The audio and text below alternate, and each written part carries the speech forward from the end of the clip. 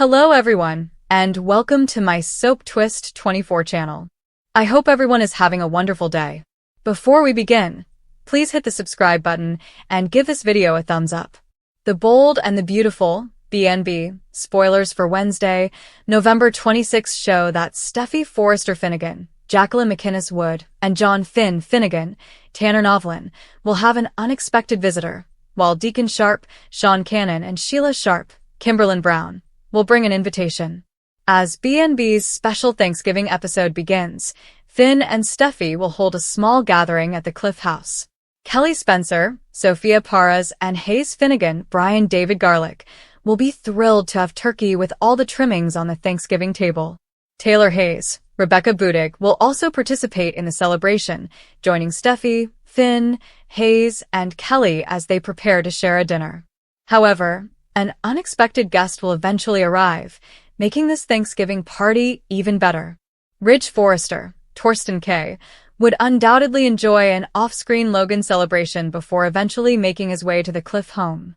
According to the Bold and the Beautiful teasers, Ridge will sit down with Taylor, Finn, Steffy, and the kids, making them all delighted to have him. Taylor was devastated when Ridge called off their engagement, but she still cares for him as the father of her children and an ex she will always adore. Taylor will find it easy to forget about any lingering anguish as Ridge joins the Thanksgiving celebrations. Once everyone has gathered around the table to dine, they will take turns stating what they are thankful for this year. Next, Sheila and Deacon will entertain some unexpected guests at their own Thanksgiving party. Deacon and Sheila will invite Carter Walton, Lauren St. Victor, and Daphne Rose, Muriel Hilaire, to join them for dinner at Il Giardino. Daphne and Carter are obviously not very close to Sheila and Deacon, especially given Sheila's reputation in town. Nonetheless, Thanksgiving is a time to get together and express thankfulness, which Carter, Daphne, Deacon, and Sheila will all be able to accomplish. Sheila will be especially grateful, as she believes Taylor rescued her marriage to Deacon. Although Deacon is attempting to restart his relationship with Sheila, he has a profound love for Taylor and will find it difficult to break apart. According to the Bold and the Beautiful spoilers, Sheila should remain unaware of the inappropriate link for the time being, but trouble could brew if she learns more about it later. Taylor, Kelly, and Steffy wear similar aprons in the kitchen at the Cliff House, gushing about how much they enjoy Thanksgiving. Finn and Hayes return from a swim and offer to help. Taylor and Steffy exchange a happy embrace. The official Thanksgiving countdown. 10 so-aptastic things we're grateful for this year. Ridge surprises everyone by arriving with wine and flowers. He wanted to celebrate Thanksgiving with his family. In Finn, Ridge, Taylor, Steffy, Hayes, Kelly's Thanksgiving BNB Odd Couples, Daphne performs for a trio of Deacon, Sheila, and Carter at Il Giardino. It turns out to be a sound check for the next week's show. They all compliment her voice, and she thanks the owners for the opportunity. Sheila reports that the turkey is in the oven, and Deacon shows Carter what he's been up to on his laptop. Carter provides free legal guidance if he requires it. They resolve to put their problems behind them, and Deacon invites Carter and Daphne to Thanksgiving dinner. Carter had made dinner reservations for them, so they leave, wishing Sheila and Deacon a happy Thanksgiving. Sheila expresses her admiration for Deacon Sharp's new and improved appearance. She shows off her new pink manicure on her toes and expresses gratitude to both him and Taylor. Deacon nods. Yeah, me too. He cryptically adds that Taylor had an impact on him in more ways than one. Sheila asks what they talked about, and he says she encouraged him to open up and acknowledge his own growth. Sheila believes this marks a new beginning for both of them. Taylor returned him to her. Over at the Cliff House, Taylor takes a pie out of the oven while Ridge cracks dad jokes like, "I am what I am." After pouring wine, Taylor tells Ridge they're glad he's there. He explains that he had lunch with his father and the Logan family. Tay claims Steffy is overjoyed he's there. He inquires about Taylor's happiness. She assures him that she can breathe now that she's free of the toxic cycle. Ridge and Finn dispute that they can handle the rest once the dish is out of the oven. Steffy and Taylor hand them their aprons before retiring to the sofa to drink wine. Taylor thinks Ridge is concerned about her, but she assures him she is well. Steffy thinks her mother is great. The final scenes, Deacon speaks Italian to Sheila during Thanksgiving dinner, and she thanks him for everything he has done for her. She asks about his morning with the kids, and he answers it was fantastic. Sheila admits to thinking about Finn and Hayes, but not obsessing over them. The Deacon toasts to having everything. Sheila pulls out the wishbone, and Deacon receives his desire. She inquires as to what it was, but he is unable to reveal the details for fear of it not coming true. She exclaims that hers has already come true. At the Cliff House, they all sit down to Thanksgiving meal, and Kelly expresses her gratitude that they are all together as a family. Hayes is grateful for pumpkin pie. Finn is grateful for his lovely family. Rich remarks that he is extremely fortunate, his daughter is happy, and Finn always chooses his family. I love you. Taylor agrees, and feels blessed to be there with them all. Steffi, attempting to remain composed, acknowledges that seeing their happy faces makes her feel grateful for their strength and safety. They're safer than ever. She had a wonderful Thanksgiving with her parents at her side. Ridge urges them all to join hands and wish each other a happy Thanksgiving. The children yell, "Let's eat." Thanksgiving morning dawned over Los Angeles with a sky so clear that it seemed almost unjust, as if the weather refused to acknowledge the storms brewing inside the Forrester estate. Steffi Forrester stood at the kitchen island in a cream cashmere sweater, sleeves drawn up to her elbows, chopping shallots with the precision typically reserved for boardroom takeovers. The knife moved faster than required, with each cut representing a little act of control in a week that had provided her with precious little. Kelly and Hayes were bickering upstairs over who should feed the goldfish. Finn was in the study, on a video conference with Lee, pretending everything was okay, while his mother questioned him about why they weren't spending the holiday with the Finnegan side of the family this year. And somewhere out there, Sheila Carter was still breathing free air because the legal system judged that 9 lives were not enough. Steffi pushed the knife down harder than anticipated. The blade clattered against the marble.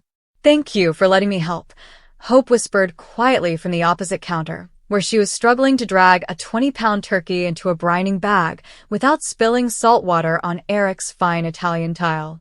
She had arrived an hour ago with a bakery box of pumpkin pies and an apologetic face that made Steffi want to scream. They'd achieved an uneasy truce since hope for the future solidified, but it wasn't forgiveness, and it surely wasn't family. "You're here for Beth and Douglas," Steffi reminded her, wiping her hands with a dish towel. "Not for me."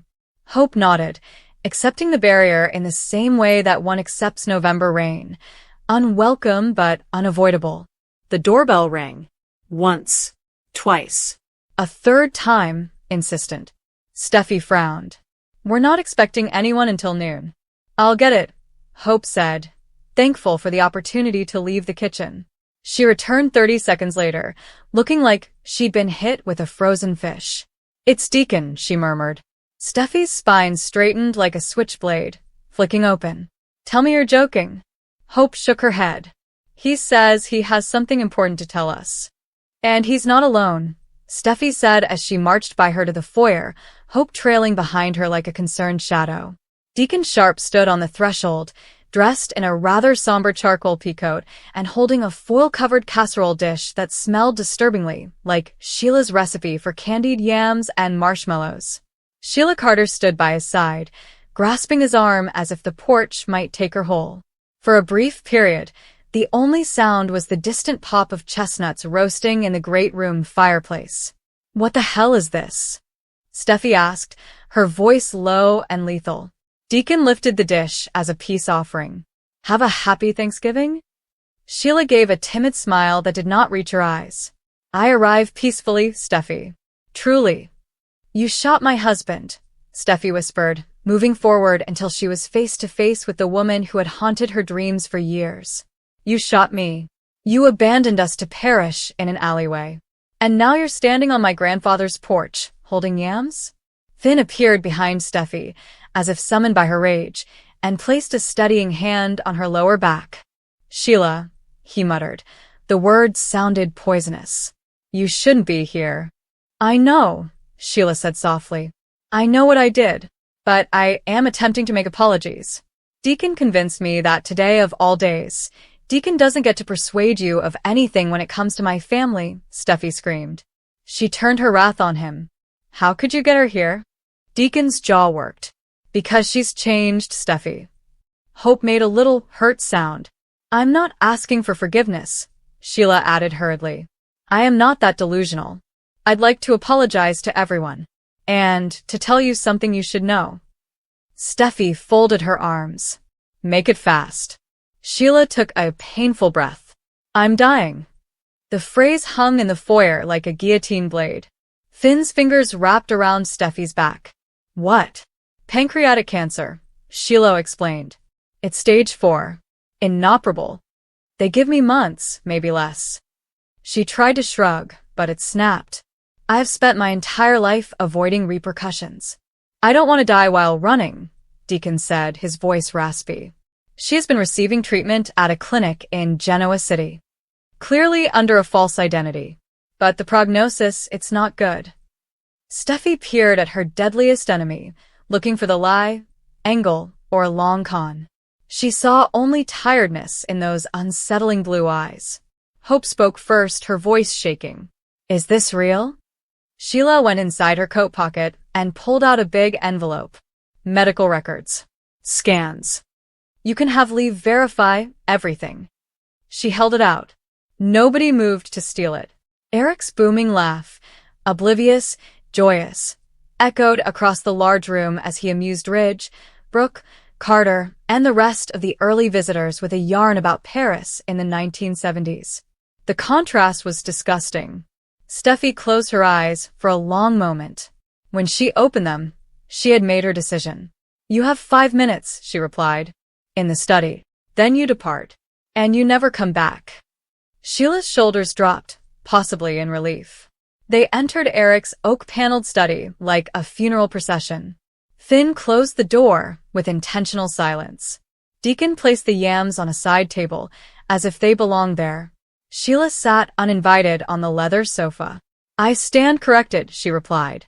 Steffi stayed on her feet, arms folded. Say what you came to say, Steffi instructed. Sheila folded her hands in her lap. First, an apology.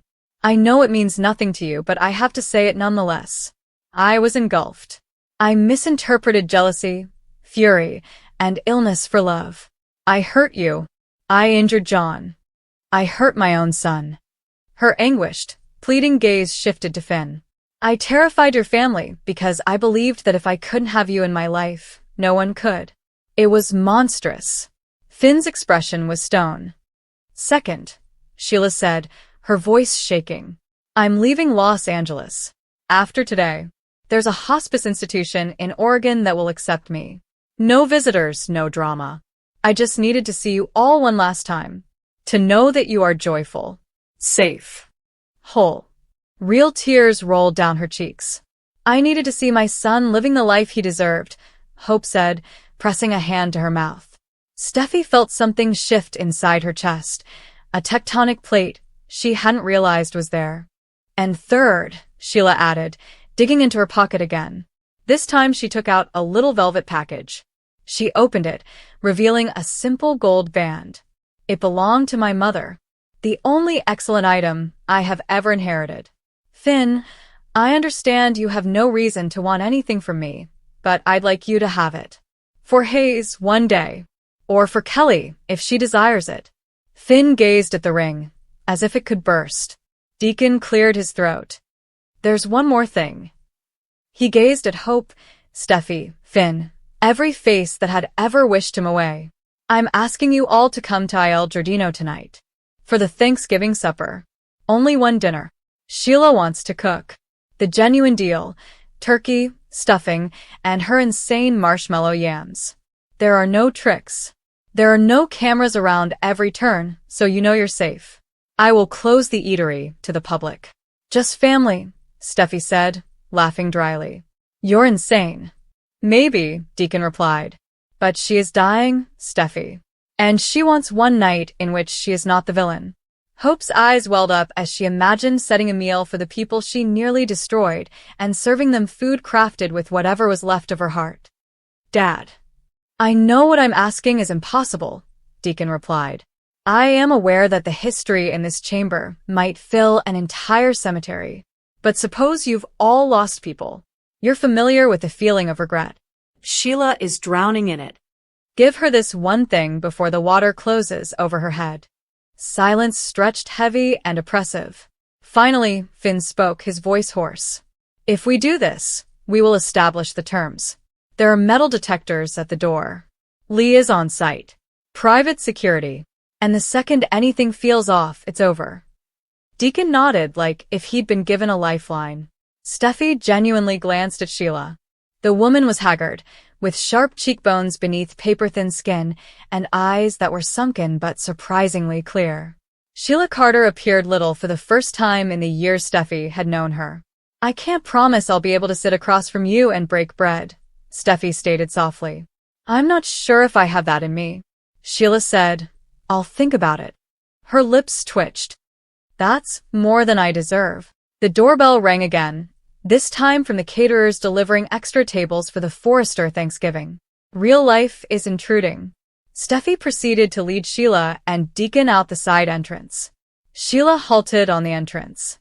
For what it's worth, she added quietly, you're an excellent mother, Steffi Forrester. And you, she looked at Finn, are the best thing I've ever done. Even if I did everything wrong. She walked down the steps into the fresh November air, Deacon a half step after, clutching his ludicrous casserole like it was his last weapon. Steffi closed the door and rested her forehead on the cool wood. Hope touched her arm. Are we seriously considering this? Steffi exhaled shakily. I'm not sure what we're doing, Hope. All I know is that hate is weighty. Kelly's voice burst out from upstairs, bright and oblivious. Mommy, Hayes stole my cranberry sauce recipe. Steffi laughed. Actually laughed. Through the tears that threatened to fall. Coming baby, she said. Then, softer, to the empty foyer. Happy Thanksgiving.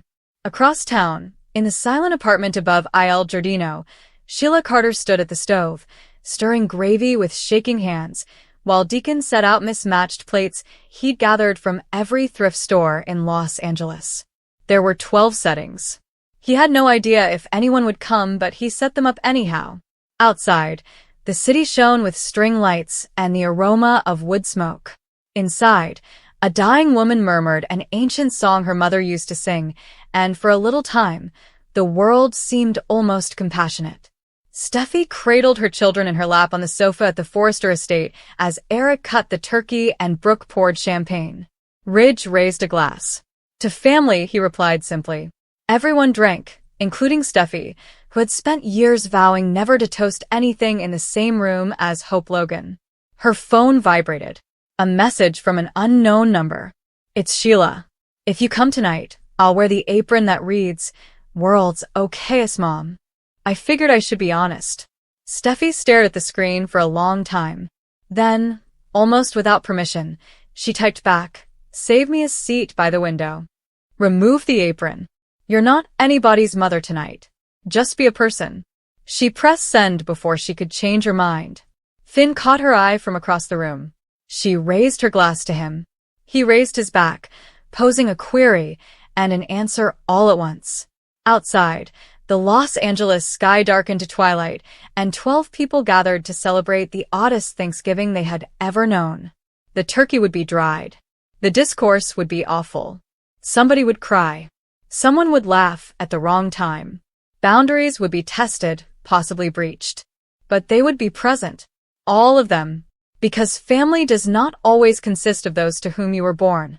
Sometimes it's the folks who are foolish enough or desperate enough to keep showing up, even after every door slams shut. And, just sometimes, grace resembles marshmallow yams served by the lady who previously attempted to kill you. Happy Thanksgiving in Los Angeles. The table is set.